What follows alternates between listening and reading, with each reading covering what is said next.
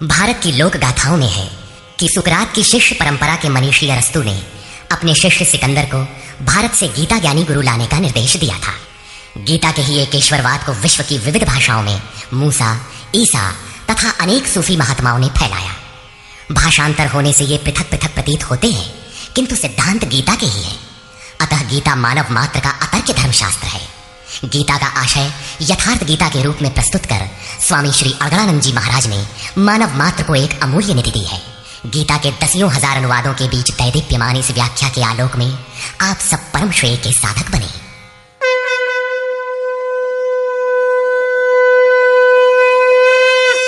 ओम श्री परमात्मने नमः। यथार्थ गीता श्रीमद् भगवद गीता अथ षष्ठोऽध्याय। संसार में धर्म के नाम पर रीति रिवाज, पूजा पद्धतियों, संप्रदायों का बाहुल्य होने पर कुरीतियों का शमन करके एक ईश्वर की स्थापना एवं उसकी प्राप्ति की प्रक्रिया को प्रशस्त करने के लिए किसी महापुरुष का आविर्भाव होता है। क्रियाओं को छोड़कर बैठ जाने और ज्ञानी कहलाने की रूढ़ी कृष्ण काल में अत्यंत व्यापक थी। इसलिए इस अध्याय के प्रारंभ में ही योगेश्वर श्री कृष्ण ने इस प्रश्न को चौथी बार स्वयं उठाया कि ज्ञान योग तथा निष्काम कर्म योग दोनों के अनुसार कर्म करना ही होगा। श्री भगवान वाच।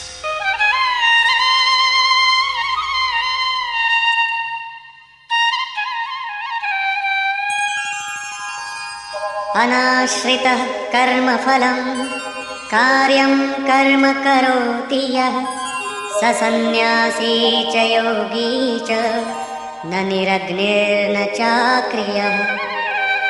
श्री कृष्ण महाराज बोले, अर्जुन, कर्म फल के आश्रय से रहित होकर अर्थात कर्म करते समय किसी प्रकार की कामना न रखते हुए जो कार्यम कर्म करने योग्य प्रक्रिया विशेष को करता है वही सन्यासी है, वही योगी है। केवल अग्नि को त्यागने वाला तथा केवल क्रिया को त्यागने वाला न सन्यासी है न योगी।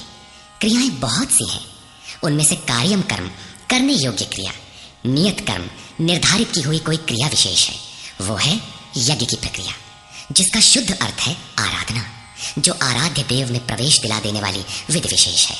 उसको कार्य रूप देना कर्म है। जो उसे करता है वही सन्यासी है, वही योगी होता है। केवल अग्नि को त्यागने वाला कि हम अग्नि नहीं छूते, या कर्म त्यागने वाला कि मेरे लिए कर्म है ही नहीं, मैं तो आत्मज्ञानी हूं, केवल ऐसा कहे और कर्म आरंभ ही न करे, करने योग्य क्रिया विशेष न करे, तो वो न सन्यासी है न योगी। इस पर और देखें। यं सन्न्यासमिति प्राहुः योगं तं विद्धि पाण्डव नह्यः सन्न्यस्तसंकल्पो योगी भवति कश्चन। अर्जुन, जिसे सन्यास ऐसा कहते हैं उसी को तू योग जान, क्योंकि संकल्पों का त्याग किए बिना कोई भी पुरुष योगी नहीं होता। अर्थात कामनाओं का त्याग दोनों ही मार्गियों के लिए आवश्यक है। तब तो सरल है कि कह दे कि हम संकल्प नहीं करते और हो गए योगी सन्यासी। श्री कृष्ण कहते हैं ऐसा कदापि नहीं है। आरुरुक्षोर्मुनेर्योगं कर्म कारणमुच्यते योगारूढ़स्य तस्यैव शमः कारणमुच्यते। योग पर आरूढ़ होने की इच्छा वाले मननशील पुरुष के लिए योग की प्राप्ति में कर्म करना ही कारण है, और योग का अनुष्ठान करते करते जब वो परिणाम देने की अवस्था में आ जाए, उस योगारूढ़ता में शमः कारणम उच्यते, संपूर्ण संकल्पों का अभाव कारण है। इससे पहले संकल्प पिंड नहीं छोड़ते। और यदा हिनेन्द्रियार्थेषु न कर्मस्वनुषज्यते सर्वसंकल्प सन्न्यासी योगारूढ़स्तदोच्यते। जिस काल में पुरुष न तो इंद्रियों के भोगों में आसक्त होता है और न कर्मों में ही आसक्त है, योग की परिपक्वावस्था में पहुंच जाने पर आगे कर्म करके ढूंढने किसे। अतः नियत कर्म आराधना की आवश्यकता नहीं रह जाती, इसलिए वो कर्मों में भी आसक्त नहीं है। उस काल में सर्व संकल्प सन्यासी, सर्व संकल्पों का अभाव है, वही सन्यास है, वही योगारूढ़ता है। रास्ते में सन्यास नाम की कोई वस्तु नहीं है। इस योगारूढ़ता से लाभ क्या है? उद्धरेदात्मनात्मानं नात्मानमवसादयेत् आत्मैव ह्यात्मनो बन्धुः आत्मैव रिपुरात्मनः। अर्जुन, मनुष्य को चाहिए कि अपने द्वारा अपना उद्धार करे, अपने आत्मा को अधोगति में न पहुंचावे, क्योंकि वो जीवात्मा स्वयं ही अपना मित्र है और यही अपना शत्रु भी है। कब ये शत्रु होता है और कब मित्र, इस पर कहते हैं बन्धुरात्मात्मनस्तस्य येनात्मैवात्मना जितः अनात्मनस्तु शत्रुत्वे वर्तेतात्मैव शत्रुवत्। जिस जीवात्मा द्वारा मन और इंद्रियों सहित शरीर जीता हुआ है, उसके लिए उसी का जीवात्मा मित्र है, और जिसके द्वारा मन और इंद्रियां सहित शरीर नहीं जीता गया है, उसके लिए वो स्वयं शत्रुता में बरतता है। इन 2 श्लोकों में श्री कृष्ण एक ही बात कहते हैं कि अपने द्वारा अपने आत्मा का उद्धार करें, उसे अधोगति में न पहुंचाएं, क्योंकि आत्मा ही मित्र है। सृष्टि में न दूसरा कोई शत्रु है न मित्र। किस प्रकार? जिसके द्वारा मन सहित इंद्रियां जीती हुई हैं, उसके लिए उसी का आत्मा मित्र बनकर मित्रता में बरतता है, परम कल्याण करने वाला होता है। और जिसके द्वारा मन सहित इंद्रियां नहीं जीती गई हैं, उसके लिए उसी का आत्मा शत्रु बनकर शत्रु में बरतता है, नीच योनियों और यातनाओं की ओर ले जाता है। प्रायः लोग कहते हैं मैं तो आत्मा हूं। गीता में लिखा है, न इसे शस्त्र काट सकता है, न अग्नि जला सकता है, न वायु सुखा सकता है। ये नित्य है, अमृत स्वरूप है, न बदलने वाला है, शाश्वत है, और वो आत्मा मुझ में है ही। वे गीता की इन पंक्तियों पर ध्यान नहीं देते कि आत्मा अधोगति में भी जाता है, आत्मा का उद्धार भी होता है, जिसके लिए कार्यम कर्म करने योग्य प्रक्रिया बताई गई है। अब अनुकूल आत्मा के लक्षण देखें। जितात्मनः प्रशान्तस्य परमात्मा समाहितः शीतोष्णसुखदुःखेषु तथा मानापमानयोः।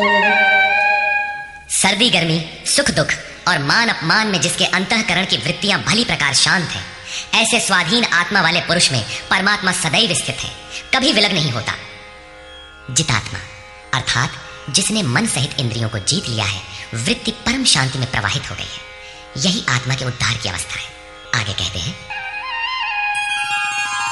ज्ञान विज्ञान तृप्तात्मा कूटस्थो विजितेन्द्रियः युक्त इत्युच्यते योगी समलोष्टाश्मकाञ्चनः।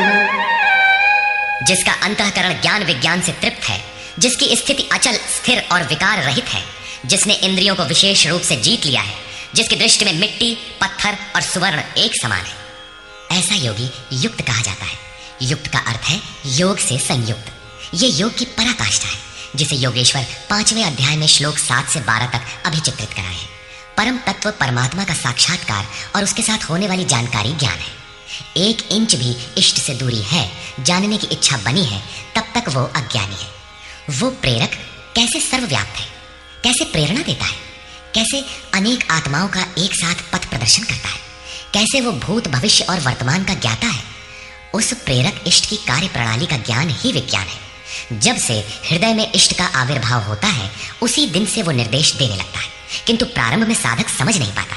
पराकाष्ठा काल में ही योगी उनकी आंतरिक कार्य प्रणाली को पूर्णतः समझ पाता है। यही समझ विज्ञान है। योगारूढ़ अथवा युक्त पुरुष का अंतःकरण ज्ञान विज्ञान से तृप्त रहता है। इसी प्रकार योग युक्त पुरुष की स्थिति का निरूपण करते हुए योगेश्वर श्री कृष्ण पुनः कहते हैं सुहृन्मित्रार्युदासीन मध्यस्थद्वेष्य बन्धुषु साधुष्वपि च पापेषु समबुद्धिर्विशिष्यते। प्राप्ति के पश्चात महापुरुष समदर्शी और समवर्ती होता है। जैसे पिछले श्लोक में उन्होंने बताया कि जो पूर्ण ज्ञाता या पंडित है, वो विद्या विनय संपन्न ब्राह्मण में, चांडाल में, गाय कुत्ता हाथी में समान दृष्टि वाला होता है। उसी का पूरक ये श्लोक है। वो हृदय से सहायता करने वाले सहृदय, मित्र, बैरी, उदासीन, द्वेषी, बंधुगणों, धर्मात्मा तथा पापियों में भी समान दृष्टि वाला योग युक्त पुरुष अति श्रेष्ठ है। वो उनके कार्यों पर दृष्टि नहीं डालता, बल्कि उनके भीतर आत्मा के संचार पर ही उसकी दृष्टि पड़ती है। इन सब में वो केवल इतना अंतर देखता है कि कोई कुछ नीचे की सीढ़ी पर खड़ा है तो कोई निर्मलता के समीप, किंतु वो क्षमता सब में है। यहाँ योग युक्त के लक्षण पुनः दोहराए गए। कोई योग युक्त कैसे बनता है, वो कैसे यज्ञ करता है, यज्ञ स्थली कैसी हो, आसन कैसा हो, उस समय कैसे बैठा जाए, कर्ता के द्वारा पालन किए जाने वाले नियम, आहार विहार, सोने जागने का संयम तथा कर्म पर कैसी चेष्टा हो, इत्यादि बिंदुओं पर योगेश्वर श्री कृष्ण ने अगले 5 श्लोकों में प्रकाश डाला, जिससे आप भी उस यज्ञ को संपन्न कर सके। अध्याय 3 में उन्होंने यज्ञ का नाम लिया और बताया कि यज्ञ की प्रक्रिया ही वो नियत कर्म है। अध्याय 4 में उन्होंने यज्ञ का स्वरूप विस्तार से बताया, जिसमें प्राण का अपान में हवन, अपान का प्राण में हवन, प्राण अपान की गति रोककर मन का निरोध इत्यादि किया जाता है। सब मिलाकर यज्ञ का शुद्ध अर्थ है आराधना, तथा उस आराध्य देव तक की दूरी तय कराने वाली प्रक्रिया, जिस पर 5वें अध्याय में भी कहा। किंतु उसके लिए आसन, भूमि, करने की विधि इत्यादि का चित्रण शेष था। उसी पर योगेश्वर श्री कृष्ण यहाँ प्रकाश डालते हैं। योगी युञ्जीत सततम् आत्मानं रहसि स्थितः एकाकी यत चित्तात्मा निराशीर परिग्रह। चित्त को जीतने में लगा हुआ योगी मन, इंद्रियों और शरीर को वश में रखकर वासना और संग्रह रहित होकर एकांत स्थान में अकेले ही चित्त को आत्मोपलब्धि कराने वाली योग क्रिया में लगावे। उसके लिए स्थान कैसा हो, आसन कैसा रहे? शुचौ देशे प्रतिष्ठाप्य स्थिरमासनमात्मनः नात्युच्छ्रितं नातिनीचं चैलाजिनकुशोत्तरम्। शुद्ध भूमि में कुश, मृगछाल, वस्त्र अथवा इससे उत्तरोत्तर रेशमी ऊनी तख्त कुछ भी बिछाकर अपने आसन को न अति ऊंचा न नीचा स्थिर स्थापित करें। शुद्ध भूमि का तात्पर्य उसके झाड़ने बुहारने सफाई करने से। जमीन पर कुछ बिछा लेना चाहिए, चाहे मृगछाल हो या चटाई अथवा कोई भी वस्त्र, तख्त जो भी उपलब्ध हो, कोई एक वस्तु बिछा लेना चाहिए। आसन हिलने डुलने वाला ना हो, न जमीन से बहुत ऊंचा हो और न एकदम नीचा। पूज्य महाराज जी लगभग 5 इंच ऊंचे आसन पर बैठते थे। एक बार भाविकों ने लगभग 1 फीट ऊंचा संगमरमर का एक तख्त मंगा दिया। महाराज जी एक दिन तो बैठे, फिर बोले, नहीं हो, बहुत ऊंचा हो गया, ऊंचे नहीं बैठे के चाही साधु के, अभिमान हो जावा करत है, नीचे हूं न बैठे के चाही, हीनता आवत है, अपने से घृणा आवत है। बस उसको उठवाया और जंगल में एक बगीचा था, वहां रखवा दिया। वहां न कभी महाराज जाते थे और न अभी कोई जाता है। ये था उन महापुरुष का क्रियात्मक शिक्षण। इसी प्रकार साधक के लिए भी बहुत ऊंचा आसन नहीं होना चाहिए, नहीं तो भजन पूर्ति बाद में होगी, अहंकार पहले चढ़ बैठेगा। इसके पश्चात तत्रैकाग्रं मनः कृत्वा यत चित्तेन्द्रियक्रियः उपविश्यासने युञ्जात् योगमात्मविशुद्धये। उस आसन पर बैठकर ये ध्यान करने का विधान है। मन को एकाग्र करके चित्त और इंद्रियों को, क्रियाओं को वश में रखते हुए अंतःकरण की शुद्धि के लिए योगाभ्यास करें। अब बैठने का तरीका बताते हैं। समंकाय शिरो ग्रीवं धारयन्नचलं स्थिरः संप्रेक्ष्य नासिकाग्रं स्वं दिशश्चानवलोकयन्। शरीर, गर्दन और सिर को सीधा, अचल, स्थिर करके जैसे कोई पटरी खड़ी कर दी गई हो, इस प्रकार सीधा दृढ़ होकर बैठ जाए और अपनी नासिका के अग्रभाग को देखकर नासिका की नोक देखते रहने का निर्देश नहीं है, बल्कि सीधे बैठने पर नाक के सामने जहां दृष्टि पड़ती है वहां दृष्टि रहे। दाहिने बाएं देखते रहने की चंचलता न रहे। अन्य दिशाओं को न देखता हुआ स्थिर होकर बैठे और प्रशांतात्मा विगतभीः ब्रह्मचारि व्रते स्थितः मनः संयम्य मच्चित्तो युक्त आसीत मत्परः। ब्रह्मचर्य व्रत में स्थित होकर। प्रायः लोग कहते हैं कि जननेंद्रिय का संयम ब्रह्मचर्य है, किंतु महापुरुषों की अनुभूति है कि मन से विषयों का स्मरण करके, आंखों से वैसे दृश्य देखकर, त्वचा से स्पर्श कर, कानों से विषयोत्तेजक शब्द सुनकर जननेंद्रिय संयम संभव नहीं है। ब्रह्मचारी का वास्तविक अर्थ है ब्रह्म आचरति स ब्रह्मचारी। ब्रह्म का आचरण है नियत कर्म, यज्ञ की प्रक्रिया, जिसे करने वाले यान्ति ब्रह्म सनातनम, सनातन ब्रह्म में प्रवेश पा जाते हैं। इसे करते समय स्पर्शान कृत्वा बहिर्बाह्यान, बाहर के स्पर्श, मन और सभी इंद्रियों के स्पर्श बाहर ही त्याग कर चित्त को ब्रह्म चिंतन में, श्वास प्रश्वास में ध्यान में लगाना है। मन ब्रह्म में लगा है तो बाह्य स्मरण कौन करे? यदि बाह्य स्मरण होता है तो अभी मन लगा कहां? विकार शरीर पर नहीं, मन की तरंगों में रहता है। मन ब्रह्माचरण में लगा है तो जननेंद्रिय संयम ही नहीं, सकलेंद्रिय संयम तक स्वाभाविक हो जाता है। अतः ब्रह्म के आचरण में स्थित रहकर भय रहित और अच्छी प्रकार शांत अंतःकरण वाला मन को संयत रखते हुए मुझ में लगे हुए चित्त से युक्त मेरे परायण होकर स्थित हो। ऐसा करने का परिणाम क्या होगा? युञ्जन्नेवं सदात्मानं योगी नियतमानसः शान्तिं निर्वाण परमा मत्संस्थामधिगच्छति। इस प्रकार अपने आप को निरंतर उसी चिंतन में लगाता हुआ संयत मन वाला योगी मेरे में स्थित रूपी पराकाष्ठा वाली शांति को प्राप्त होता है। इसलिए अपने को निरंतर कर्म में लगाए। यहां यह प्रश्न पूर्ण प्राय है। अगले 2 श्लोकों में वे बताते हैं कि परमानंद वाली शांति के लिए शारीरिक संयम, युक्ताहार, विहार भी आवश्यक है। नात्यश्नतस्तु योगोऽस्ति न चैकान्तमनश्नतः न चाति स्वप्नशीलस्य जाग्रतो नैव चार्जुन। अर्जुन, ये योग न तो बहुत खाने वाले का सिद्ध होता है और न बिल्कुल न खाने वाले का सिद्ध होता है, न अत्यंत सोने वाले का और न अत्यंत जागने वाले का ही सिद्ध होता है। तब किसका सिद्ध होता है? युक्ताहार विहारस्य युक्तचेष्टस्य कर्मसु युक्तस्वप्नावबोधस्य योगो भवति दुःखः। दुखों का नाश करने वाला ये योग उचित आहार विहार, कर्मों में उपयुक्त चेष्टा और संतुलित शयन जागरण करने वाले का ही पूर्ण होता है। अधिक भोजन करने से आलस्य, निद्रा और प्रमाद घेरेंगे, तब साधना नहीं होगी। भोजन छोड़ देने से इंद्रियां क्षीण हो जाएंगी, अचल स्थिर बैठने की क्षमता नहीं रहेगी। पूज्य महाराज जी कहते थे कि खुराक से 1.5-2 रोटी कम खाना चाहिए। विहार अर्थात साधन के अनुकूल विचरण, कुछ परिश्रम भी करते रहना चाहिए। कोई कार्य ढूंढ लेना चाहिए, अन्यथा रक्त संचार शिथिल पड़ जाएगा, रोग घेर लेंगे। सोना और जागना आयु, आहार और अभ्यास से घटता बढ़ता है। महाराज जी कहा करते थे, योगी को 4 घंटे सोना चाहिए और अनवरत चिंतन में लगे रहना चाहिए। हट करके न सोने वाले शीघ्र पागल हो जाते हैं। कर्मों में उपयुक्त चेष्टा भी हो, अर्थात नियत कर्म आराधना के अनुरूप निरंतर प्रयत्नशील हो। बाह्य विषयों का स्मरण न कर सदैव उसी में लगे रहने वाले का ही योग सिद्ध होता है। साथ ही यदा विनियतं चित्तम् आत्मन्येवावतिष्ठते निःस्पृहः सर्वकामेभ्यो युक्त इत्युच्यते तदा। इस प्रकार योग के अभ्यास से विशेष रूप से वश में किया हुआ चित्त जिस काल में परमात्मा में भली प्रकार स्थित हो जाता है, विलीन सा हो जाता है, उस काल में संपूर्ण कामनाओं से रहित हुआ पुरुष योग युक्त कहा जाता है। अब विशेष जीते हुए चित्त के लक्षण क्या है? यथा दीपो निवातस्थो नेङ्गते सोपमा स्मृता योगिनो यत चित्तस्य युञ्जतो योगमात्मनः।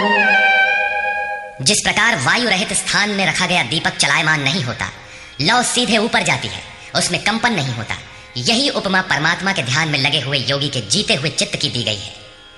दीपक तो उदाहरण मात्र है। आजकल दीपक का प्रचलन शिथिल पड़ रहा है। अगरबत्ती ही जलाने पर धुआं सीधे ऊपर जाता है, यदि वायु में वेग न हो। ये योगी के जीते हुए चित्त का एक उदाहरण मात्र है। अभी चित्त भले ही जीता गया है, निरोध हो गया है, किंतु अभी चित्त है। जब निरुद्ध चित्त का भी विलय हो जाता है, तब कौन सी विभूति मिलती है? देखें। यत्रो परमते चित्तं निरुद्धं योग सेवया यत्र चैवात्मनात्मानं पश्यन्नात्मनि तुष्यति। जिस अवस्था में योग के अभ्यास से बिना अभ्यास के कभी निरोध नहीं होगा, अतः योग अभ्यास से निरुद्ध हुआ चित्त भी उपराम हो जाता है, विलय हो जाता है, मिट जाता है। उस अवस्था में आत्मना, अपनी आत्मा के द्वारा, आत्मानम, परमात्मा को देखता हुआ, आत्मनि एव, अपने आत्मा में ही संतुष्ट अपनी ही आत्मा से होता है, क्योंकि प्राप्ति काल में तो परमात्मा का साक्षात्कार होता है, किंतु दूसरे ही क्षण वो अपने ही आत्मा को उन शाश्वत ईश्वरीय विभूतियों से ओतप्रोत पाता है। ब्रह्म अजर, अमर, शाश्वत, अव्यक्त और अमृत स्वरूप है, तो इधर आत्मा भी अजर, अमर, शाश्वत, अव्यक्त और अमृत स्वरूप है तो, किंतु अचिंत्य भी है। जब तक चित्त और चित्त की लहर है, तब तक वो आपके उपभोग के लिए नहीं है। चित्त का निरोध और निरुद्ध चित्त के विलय काल में परमात्मा का साक्षात्कार होता है, और दर्शन के ठीक दूसरे क्षण उन्हीं ईश्वरीय गुण धर्मों से युक्त ही अपने आत्मा को पाता है। इसलिए वो अपने ही आत्मा में संतुष्ट होता है। यही उसका स्वरूप है, यही पराकाष्ठा है। इसी का पूरक अगला श्लोक देखें। सुखमात्यन्तिकं यत्तत् बुद्धिग्राह्यमतीन्द्रियं वेत्ति यत्र न चैवायं स्थितश्चलति तत्वतः। तथा इंद्रियों से अतीत केवल शुद्ध हुई सूक्ष्म बुद्धि द्वारा ग्रहण करने योग्य जो अनंत आनंद है, उसको जिस अवस्था में अनुभव करता है और जिस अवस्था में स्थित हुआ योगी भगवत स्वरूप को तत्व से जानकर चलायमान नहीं होता, सदैव उसी में प्रतिष्ठित रहता है। तथा यं लब्ध्वा चापरं लाभं मन्यते नाधिकं ततः यस्मिन् स्थितो न दुःखेन गुरुणापि विचाल्यते। परमेश्वर की प्राप्ति रूप जिस लाभ को, पराकाष्ठा की शांति को प्राप्त कर उससे अधिक दूसरा कुछ भी लाभ नहीं मानता, और भगवत प्राप्ति रूप जिस अवस्था में स्थित हुआ योगी बड़े भारी दुख से भी चलायमान नहीं होता, दुख का उसे भान भी नहीं होता, क्योंकि भान करने वाला चित्त तो मिट गया। इस प्रकार तं विद्या दुःख संयोग वियोगं योग संगीतं स निश्चयेन योक्तव्यो योगो निर्विण्ण चेतसा। जो संसार के संयोग और वियोग से रहित है उसी का नाम योग है। जो आत्यंतिक सुख है उसके मिलन का नाम योग है। जिसे परम तत्व परमात्मा कहते हैं उसके मिलन का नाम योग है। वो योग न उकताए हुए चित्त से निश्चय पूर्वक करना कर्तव्य है। धैर्य पूर्वक लगा रहने वाला ही योग में सफल होता है। संकल्प प्रभवान कामान त्यक्त्वा सर्वान् शेषतः मनसैवेन्द्रिय ग्रामं विनियम्य समन्ततः। इसलिए मनुष्य को चाहिए कि संकल्प से उत्पन्न होने वाली संपूर्ण कामनाओं को वासना और आसक्ति सहित सर्वथा त्याग कर मन के द्वारा इंद्रियों के समुदाय को सब ओर से अच्छी प्रकार वश में करके शनैः शनैरुपरमेद् बुद्ध्या धृतिगृहीतया आत्मसंस्थं मनः कृत्वा न किंचिदपि चिंतयेत्।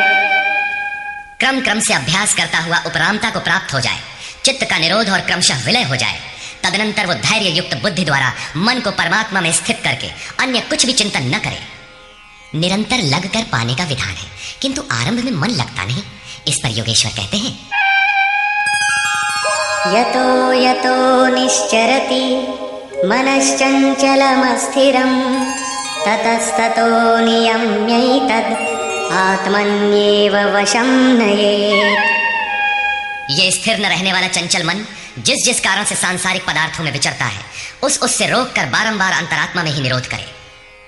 प्रायः लोग कहते हैं कि मन जहां भी जाता है जाने दो, प्रकृति में ही तो जाएगा, और प्रकृति भी उस ब्रह्म के ही अंतर्गत है। प्रकृति में विचरण करना ब्रह्म के बाहर नहीं है। किंतु श्री कृष्ण के अनुसार यह गलत है। गीता में इन मान्यताओं का किंचित भी स्थान नहीं है। श्री कृष्ण का कथन है कि मन जहां जहां जाए, जिन माध्यम से जाए, उन्हीं माध्यम से रोक कर परमात्मा में ही लगावे। मन का निरोध संभव है। इस निरोध का परिणाम क्या होगा? प्रशांत मनसं येनं योगिनं सुखमुत्तमम् उपैति शांतरजसं ब्रह्मभूतमकल्मषम्। जिसका मन पूर्ण रूपेण शांत है, जो पाप से रहित है, जिसका रजोगुण शांत हो गया है, ऐसे ब्रह्म से एकीभूत योगी को सर्वोत्तम आनंद प्राप्त होता है, जिससे उत्तम कुछ भी नहीं है। इसी पर पुनः बल देते हैं युञ्जन्नेवं सदात्मानं योगी विगतकल्मषः सुखेन ब्रह्म संस्पर्शम् अत्यन्तं सुखमश्नुते। पाप रहित योगी इस प्रकार आत्मा को निरंतर उस परमात्मा में लगाता हुआ सुखपूर्वक परब्रह्म परमात्मा की प्राप्ति के अनंत आनंद की अनुभूति करता है। वो ब्रह्म संस्पर्श अर्थात ब्रह्म के स्पर्श और प्रवेश के साथ अनंत आनंद का अनुभव करता है। अतः भजन अनिवार्य है। इसी पर आगे कहते हैं सर्वभूतस्थमात्मानं सर्वभूतानि चात्मनि ईक्षते योगयुक्तात्मा सर्वत्र समदर्शनः। योग के परिणाम से युक्त आत्मा वाला, सब में समभाव से देखने वाला योगी आत्मा को संपूर्ण प्राणियों में व्याप्त देखता है और संपूर्ण भूतों को आत्मा में ही प्रवाहित देखता है। इस प्रकार देखने से लाभ क्या है? यो मां पश्यति सर्वत्र सर्वं च मयि पश्यति तस्याहं न प्रणश्यामि स च मे न प्रणश्यति। जो पुरुष संपूर्ण भूतों में मुझ परमात्मा को देखता है, व्याप्त देखता है और संपूर्ण भूतों को मुझ परमात्मा के ही अंतर्गत देखता है, उसके लिए मैं अदृश्य नहीं होता हूँ और वो मेरे लिए अदृश्य नहीं होता। ये प्रेरक का आमने सामने मिलन है, सख्य भाव है, सामीप्य मुक्ति है। सर्वभूतस्थितं यो मां भजत्येकत्वमास्थितः सर्वथा वर्तमानोऽपि स योगी मयि वर्तते। जो पुरुष अनेकता से परे उपर्युक्त एकत्व भाव से मुझ परमात्मा को भजता है, वो योगी सब प्रकार के कार्यों में बरतता हुआ मेरे में ही बरतता है, क्योंकि मुझे छोड़कर उसके लिए कोई बचा भी तो नहीं। उसका तो सब मिट गया, इसलिए वो अब उठता बैठता जो कुछ भी करता है मेरे संकल्प से करता है। आत्मौपम्येन सर्वत्र समं पश्यति योऽर्जुन सुखं वा यदि वा दुःखं स योगी परमो मतः। हे अर्जुन, जो योगी अपने ही समान संपूर्ण भूतों में सम देखता है, अपने जैसा देखता है, सुख और दुख भी सब में समान देखता है, वो योगी जिसका भेदभाव समाप्त हो गया है, परम श्रेष्ठ माना गया है। प्रश्न पूरा हुआ। इस पर अर्जुन ने प्रश्न किया। अर्जुन उवाच योऽयं योगस्त्वया प्रोक्तः साम्येन मधुसूदन एतस्याहं न पश्यामि चञ्चलत्वात् स्थितिं स्थिराम्। हे मधुसूदन, ये योग जो आप पहले बता आए हैं, जिससे समत्व भाव दृष्टि मिलती है, मन के चंचल होने से बहुत समय तक इसमें ठहरने वाली स्थिति में मैं अपने को नहीं देखता। चंचलं हि मनः कृष्ण प्रमाथि बलवदृढम् तस्याहं निग्रहं मन्ये वायोरिव सुदुष्करम्। हे श्री कृष्ण, ये मन बड़ा चंचल है, प्रमथन स्वभाव वाला है, अर्थात दूसरे को मत डालने वाला, हठी तथा बलवान है। इसलिए इसे वश में करना मैं वायु की भांति अति दुष्कर मानता हूँ। तूफानी हवा और इसको रोकना बराबर है। इस पर योगेश्वर श्री कृष्ण कहते हैं, श्री भगवान उवाच असंशयं महाबाहो मनो दुर्निग्रहं चलम् अभ्यासेन तु कौन्तेय वैराग्येण च गृह्यते। महान कार्य करने के लिए प्रयत्नशील अर्थात महाबाहु अर्जुन, निसंदेह मन चंचल है, बड़ी कठिनाई से वश में होने वाला है, परंतु कौन्तेय यह अभ्यास और वैराग्य के द्वारा वश में होता है। जहां चित्त को लगाना है वहां स्थिर करने के लिए बार बार प्रयत्न का नाम अभ्यास है, तथा देखी सुनी विषय वस्तुओं में, संसार या स्वर्ग आदि के भोगों में राग अर्थात लगाव का त्याग वैराग्य है। श्री कृष्ण कहते हैं कि मन वश में करना कठिन है, किंतु अभ्यास और वैराग्य द्वारा ये वश में हो जाता है। असंयतात्मना योगो दुष्प्राप इति मे मतिः वश्यात्मना तु यतता शक्यो वाप्तुमुपायतः। अर्जुन, मन को वश में न करने वाले पुरुष के लिए योग प्राप्त होना कठिन है, किंतु स्ववश मन वाले प्रयत्नशील पुरुष के लिए योग सहज है। ऐसा मेरा अपना मत है। जितना कठिन तू मान बैठा है उतना कठिन नहीं है, अतः इसे कठिन मानकर छोड़ मत दो। प्रयत्न पूर्वक लगकर योग को प्राप्त कर, क्योंकि मन वश में करने पर ही योग संभव है। इस पर अर्जुन ने प्रश्न किया। अर्जुन उवाच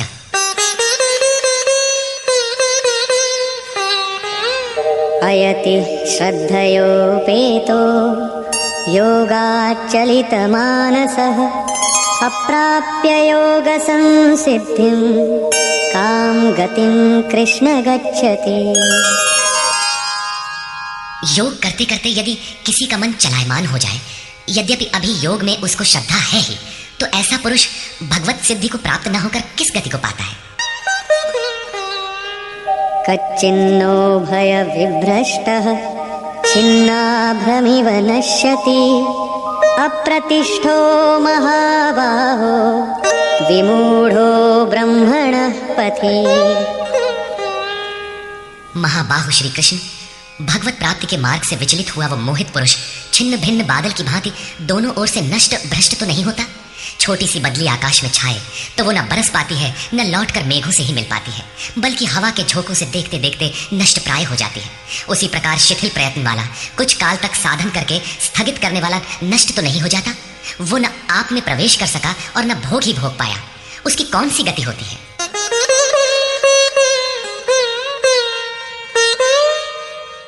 एतन्मे संशयं कृष्ण छेत्तुमर्हस्य शेषतः त्वदन्यः संशयस्यास्य छेत्ता नह्युपपद्यते। हे श्री कृष्ण, मेरे इस संशय को संपूर्णता से मिटाने के लिए आप ही सक्षम हैं।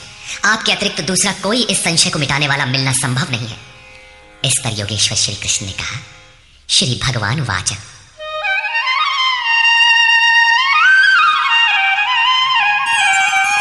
पार्थ नैवेह नामुत्र विनाशस्तस्य विद्यते न हि कल्याणकृत् कश्चित् दुर्गतिं तात गच्छति।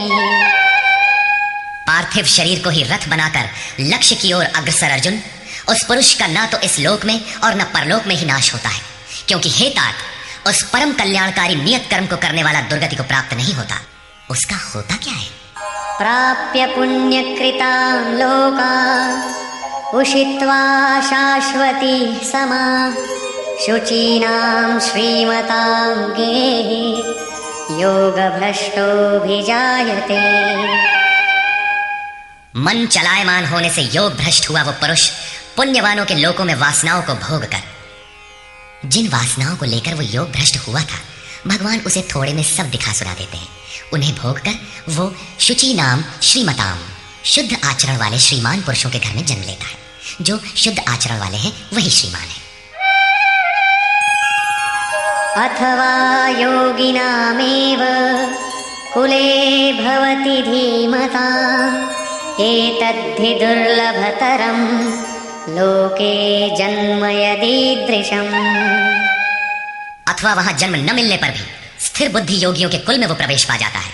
श्रीमानों के घर में पवित्र संस्कार बचपन से ही मिलने लगते हैं, किंतु वहां जन्म न हो पाने पर वो योगियों के कुल में, घर में नहीं, शिष्य परंपरा में प्रवेश पा जाता है। कबीर, तुलसी, रैदास, वाल्मीकि इत्यादि को शुद्ध आचरण और श्रीमानों का घर नहीं, योगियों के कुल में प्रवेश मिला। सदगुरु के कुल में संस्कारों का परिवर्तन भी एक जन्म है, और ऐसा जन्म संसार में निसंदेह अति दुर्लभ है। योगियों के यहाँ जन्म का अर्थ उनके शरीर से पुत्र रूप में उत्पन्न होना नहीं है। गृह त्याग से पूर्व पैदा होने वाले लड़के मोहवश महापुरुष को भी भले ही पिता मानते रहे, किंतु महापुरुष के लिए घर वालों के नाम पर कोई नहीं होता। जो शिष्य उनकी मर्यादाओं का अनुष्ठान करते हैं, उनका महत्व लड़कों से कई गुना अधिक मानते हैं, वही उनके सच्चे पुत्र हैं। जो योग के संस्कारों से युक्त नहीं है, उन्हें महापुरुष नहीं अपनाते। पूज्य महाराज जी यदि साधु बनाते तो हजारों विरक्त उनके शिष्य होते, किंतु उन्होंने किसी को किराया भाड़ा देकर, किसी के घर सूचना भेजकर, पत्र भेजकर, समझा बुझाकर सबको उनके घर लौटा दिया। बहुत लोग हट करने लगे तो उन्हें अपशकुन हो, भीतर से मना हो कि इसमें साधु बनने के एक भी लक्षण नहीं है, इसे रखने में भलाई नहीं है, ये पार नहीं होगा। निराश होकर दो एक ने पहाड़ से गिरकर अपनी जान भी दे दी, किंतु महाराज जी ने उन्हें अपने यहाँ नहीं रखा। बाद में पता चलने पर बोले, जानत रहूं कि बड़ा विकल है, लेकिन ये सोचते है कि सचहूं के मरी जाए तो रखी लेते, एक ठो पतिता रहत और का हो। ममत्व उनमें भी विकट था, फिर भी नहीं रखा। 6-7 को जिनके लिए आदेश हुआ था कि आज एक योग भ्रष्ट आ रहा है, जन्म जन्म से भटका हुआ चला आ रहा है, इस नाम और इस रूप का कोई आने वाला है, उसे रखो, ब्रह्म विद्या का उपदेश करो, उसे आगे बढ़ाओ, केवल उन्हीं को रखा। आज भी उनमें से एक महापुरुष धार कुंडी में बैठे हैं, एक अनुसुईया में है, 2-3 अन्यत्र भी हैं। उन्हें सदगुरु के कुल में प्रवेश मिला। ऐसे महापुरुषों को पा जाना अति दुर्लभ है। तत्र तं बुद्धि संयोगं लभते पौर्वदेहिकं यतते च ततो भूयः संसिद्धौ कुरु नंदन। वहां वो पुरुष पहले शरीर में साधन किए हुए बुद्धि के संयोग को, अर्थात पूर्व जन्म के साधन संस्कारों को अनायास ही प्राप्त हो जाता है, और हे कुरुनंदन, उसके प्रभाव से वो फिर संसिद्धौ, भगवत प्राप्ति रूपी परम सिद्धि के निमित्त प्रयत्न करने लगता है। पूर्वाभ्यासेन तेनैव ह्रियते ह्यवशोऽपि सः जिज्ञासुरपि योगस्य शब्द ब्रह्माति वर्तते। श्रीमानों के घर विषयों के वश में रहने पर भी वो पूर्व जन्म के अभ्यास से भगवत पथ की ओर आकर्षित हो जाता है, और योग में शिथिल प्रयत्न वाला वो जिज्ञासु भी वाणी के विषय को पार करके निर्वाण पद को पा जाता है। उसकी प्राप्ति का यही तरीका है, कोई एक जन्म में पाता भी नहीं। प्रयत्नाद्यतमानस्तु योगी संशुद्ध किल्बिषः अनेक जन्म संसिद्धः ततो याति परां गतिम्। अनेक जन्मों से प्रयत्न करने वाला योगी परम सिद्धि को प्राप्त हो जाता है। प्रयत्न पूर्वक अभ्यास करने वाला योगी सभी पापों से अच्छी प्रकार शुद्ध होकर परम गति को प्राप्त हो जाता है। प्राप्ति का यही क्रम है। पहले शिथिल प्रयत्न से यह योग आरंभ होता है, मन चलायमान होने पर जन्म लेता है, सदगुरु के कुल में प्रवेश पाता है और प्रत्येक जन्म में अभ्यास करते हुए वहीं पहुंच जाता है जिसका नाम परम गति, परम धाम है। योगेश्वर श्री कृष्ण ने कहा था कि इस योग में बीज का नाश नहीं होता। आप 2 कदम चल भर दें, उस साधन का कभी नाश नहीं होता। हर परिस्थिति में रहते हुए पुरुष ऐसा कर सकता है, कारण कि थोड़ा साधन तो परिस्थितियों में घिरने वाला व्यक्ति ही कर पाता है, क्योंकि उसके पास समय नहीं है। आप काले हो, गोरे हो अथवा कहीं के हो, गीता सबके लिए है, आपके लिए भी है, बशर्ते आप मनुष्य हो। उत्कट प्रयत्न वाला चाहे जो हो, किंतु शिथिल प्रयत्न वाला गृहस्थ ही होता है। गीता गृहस्थ, विरक्त, शिक्षित, अशिक्षित, सर्वसाधारण मनुष्य मात्र के लिए, किसी साधु नामक विचित्र प्राणी के लिए ही नहीं। अंत में योगेश्वर श्री कृष्ण निर्णय देते हैं,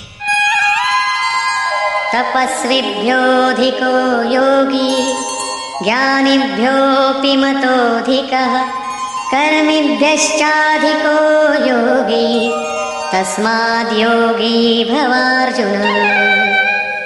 तपस्वियों से योगी श्रेष्ठ है, ज्ञानियों से भी श्रेष्ठ माना गया है, कर्मियों से भी योगी श्रेष्ठ है। इसलिए अर्जुन, तू योगी बन। तपस्वी अभी योग को ढालने में प्रयत्नशील है, कर्मी केवल कर्म जानकर करता भर है। ये गिर भी सकते हैं, क्योंकि न इन दोनों में समर्पण है और न अपना हानि लाभ देखने की क्षमता। किंतु ज्ञानी योग की परिस्थितियों को जानता है, अपनी शक्ति समझता है, उसकी जिम्मेदारी उसी पर है। और निष्काम कर्म योगी तो इष्ट के ऊपर अपने को फेंक चुका है, वो इष्ट संभालेगा। परम कल्याण के पथ पर ये दोनों ठीक चलते हैं, किंतु जिसका भार वो इष्ट संभालता है वो इन सब में श्रेष्ठ है, क्योंकि प्रभु ने उसे ग्रहण कर लिया है। उसका हानि लाभ वो प्रभु देखता है, इसलिए योगी श्रेष्ठ है। इसलिए अर्जुन, तू योगी बन, समर्पण के साथ योग का आचरण कर। योगी श्रेष्ठ है, किंतु उनसे भी वो योगी सर्वश्रेष्ठ है जो अंतरात्मा से लगता है। इसी पर कहते हैं, योगिनामपि सर्वेषां मद्गतेनान्तरात्मना श्रद्धावान् भजते यो मां समे युक्ततमो मतः। संपूर्ण निष्काम कर्म योगियों में भी जो श्रद्धा विभोर होकर अंतरात्मा से, अंतर चिंतन से मुझे निरंतर भजता है, वो योगी मुझे परम श्रेष्ठ मान्य है। भजन दिखावे या प्रदर्शन की वस्तु नहीं है। इससे समाज भले ही अनुकूल हो, किंतु प्रभु प्रतिकूल हो जाते हैं। भजन अत्यंत गोपनीय है, वो अंतःकरण से होता है, उसका उतार चढ़ाव अंतःकरण के ऊपर है। निष्कर्ष, इस अध्याय के आरंभ में योगेश्वर श्री कृष्ण ने कहा कि फल के आश्रय से रहित होकर जो कार्यम कर्म अर्थात करने योग्य प्रक्रिया विशेष का आचरण करता है वही सन्यासी है, और उसी कर्म को करने वाला ही योगी है। केवल क्रियाओं अथवा अग्नि को त्यागने वाला योगी अथवा सन्यासी नहीं होता। संकल्पों का त्याग किए बिना कोई भी पुरुष सन्यासी अथवा योगी नहीं होता। हम संकल्प नहीं करते, ऐसा कह देने मात्र से संकल्प पिंड नहीं छोड़ते। योग में आरूढ़ होने की इच्छा वाले पुरुष को चाहिए कि कार्यम कर्म करे, और करते करते योगारूढ़ हो जाने पर सर्व संकल्पों का अभाव होता है, इसके पूर्व नहीं। सर्व संकल्पों का अभाव ही संन्यास है। योगेश्वर ने पुनः बताया कि आत्मा अधोगति में जाता है और उसका उद्धार भी होता है। जिस पुरुष द्वारा मन सहित इंद्रियां जीत ली गई हैं, उसका आत्मा उसके लिए मित्र बनकर मित्रता में बरतता है तथा परम कल्याण करने वाला होता है। जिसके द्वारा ये नहीं जीती गई, उसके लिए उसी का आत्मा शत्रु बनकर शत्रुता में बरतता है, यातनाओं का कारण बनता है। अतः मनुष्य को चाहिए कि अपने आत्मा को अधोगति में न पहुंचावे, अपने द्वारा अपनी आत्मा का उद्धार करे। उन्होंने प्राप्ति वाले योगी की रहनी बताई। यज्ञ स्थली, बैठने का आसन तथा बैठने के तरीके पर उन्होंने कहा कि स्थान एकांत और स्वच्छ हो, वस्त्र मृग चर्म अथवा कुश की चटाई में से कोई एक आसन हो। कर्म के अनुरूप चेष्टा, युक्ताहार विहार, सोने जागने के संयम पर उन्होंने बल दिया। योगी के निरुद्ध चित्त की उपमा उन्होंने वायु रहित स्थान में दीपक की अकंपित लौ से दी, और इस प्रकार उस निरुद्ध चित्त का भी जब विलय हो जाता है, उस समय वह योग की पराकाष्ठा अनंत आनंद को प्राप्त होता है। संसार के संयोग वियोग से रहित अनंत सुख का नाम योग है। योग का अर्थ है उससे मिलन। जो योगी इसमें प्रवेश पा जाता है वह संपूर्ण भूतों में समदृष्टि वाला हो जाता है। जैसे अपनी आत्मा वैसे ही सबकी आत्मा को देखता है। वह परम पराकाष्ठा की शांति को प्राप्त होता है। अतः योग आवश्यक है। मन जहां जहां जाए वहां वहां से घसीटकर बारंबार इसका निरोध करना चाहिए। श्री कृष्ण ने स्वीकार किया कि मन बड़ी कठिनाई से वश में होने वाला है, लेकिन होता है। यह अभ्यास और वैराग्य द्वारा वश में हो जाता है। शिथिल प्रयत्न वाला व्यक्ति भी अनेक जन्म के अभ्यास से वहीं पहुंच जाता है जिसका नाम परम गति अथवा परम धाम है। तपस्वियों, ज्ञान मार्गियों तथा केवल कर्मियों से योगी श्रेष्ठ है। इसलिए अर्जुन, तू योगी बन। समर्पण के साथ अंतर मन से योग का आचरण कर। प्रस्तुत अध्याय में योगेश्वर श्री कृष्ण ने प्रमुख रूप से योग की प्राप्ति के लिए अभ्यास पर बल दिया है। अतः ओम तत्सदिति श्रीमद्भगवद्गीतासूपनिषत्सु ब्रह्म विद्यायाम योग शास्त्रे श्री कृष्णार्जुन संवादे अभ्यास योगो नाम षष्ठोऽध्यायः। इस प्रकार स्वामी अड़गड़ानंद कृत श्रीमद्भगवद्गीता के भाष्य यथार्थ गीता का छठा अध्याय पूर्ण होता है। हरि ओम।